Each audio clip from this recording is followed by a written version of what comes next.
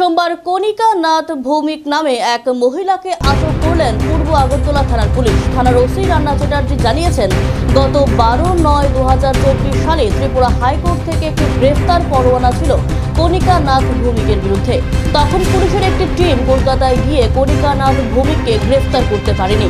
এই আদেশ মূলে আজ পূর্ব আগরতলা থানার পুলিশ কণিকা নাথ ভৌমিককে আটক করেন এবং কোর্টে সোপর্দ করা হয়।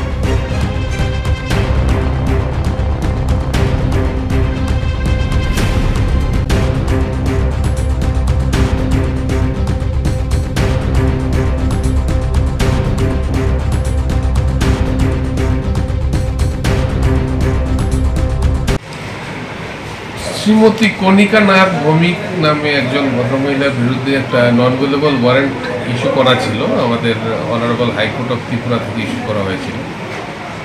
এই ওয়ারেন্ট বলে আমরা ওনাকে আজকে গ্রেপ্তার করেছি এবং আদালতে প্রডিউস করেছি। মানে অভিযোগটা কী ছিল? এটা তো সাবজুডিস ম্যাটার।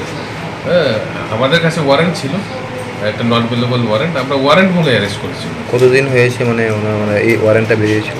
ওয়ারেন্টটা গত 12/9/2024 সালে ওটা বেরিয়েছিল। আমাদের একটা টিমও গিয়েছিল কলকাতাতে ওকে অ্যারেস্ট করার জন্য। এখন আমরা ওকে অ্যারেস্ট করে প্রডিউস করেছি।